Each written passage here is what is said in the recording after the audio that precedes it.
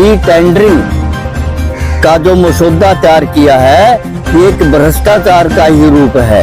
इस e tendering के अंदर क्या वो ठेकेदार ही एक काम करने के काबिल है? बबली जी, आप इस भ्रष्टाचार के इतिहास के पन्नों को हम उखाड़ कर आपको देंगे। गाड़ी में बैठ करके सिर्फ साइन करने की मशीन है। जो देहात में काम होता है उसकी अनदेखी की जाती है, क्योंकि सरकार हमने ही बनाई है, इस जनता ने बनाई है। ये एमएलए और मंत्री जो बनते हैं, क्या इनको रिकॉल करने का भी हक होना चाहिए? लोकतंत्र को ये खत्म करना चाहते हैं। आपने सरपंच एसोसिएशन को अपना जन समर्थन दिया है, अगर इनकी बात नहीं मानी जाती है, क्या एलएसपी पार्टी और आपका पूरा सामाजिक संगठन इनके लिए सड़क पर उतरने को तैयार है? ये पार्टी का सवाल नहीं, आम जनमानस का सवाल है। ये सिर्फ एक जनता की भलाई के लिए, जनता के विकास के लिए जो ये सरपंच बनाए जाते हैं, अभी जनता के मिल करके ये गांव का विकास करे। हम एलएसपी पार्टी भी और जो हमारे सामाजिक संगठन है और जो मैं जैसे यहाँ बैकवर्ड का अध्यक्ष हूँ, हमारा समर्थन इन सरपंच एसोसिएशन के लिए सदा रहेगा। चाहे तन मन धन से हम इनकी पूरी मदद करेंगे। अब मंत्री है देवेंद्र बबली, वो कहते हैं ये तो भ्रष्टाचारी है और ऐसे पैसे कमाने का लाइसेंस मैं तो नहीं दूंगा। क्या आप लोगों ने ग्रामीण जो इकाई बनी है वो भ्रष्ट सुनी है? ये ग्रामीण इकाई गांव, चाहे किसी गांव की 10,000 वोट हो, 4,000 वोट हो, कितने सरपंच होते हैं? 5-6 सरपंच हर गांव में से उठते हैं।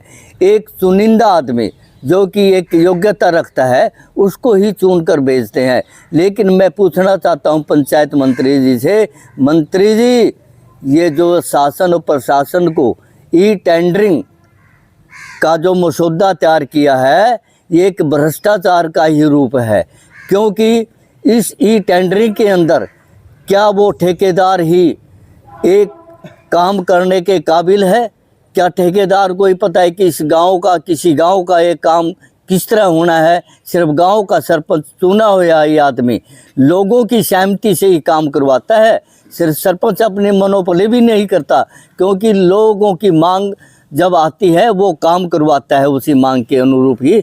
इसलिए मेरा निवेदन है बबली जी, आप इस भ्रष्टाचार के इतिहास के पन्नों को हम उखाड़ कर आपको देंगे और आपको बताएंगे जब से शासन और प्रशासन को ये भंग की गई है पंचायतें, उसमें कितने घपले हुए हैं।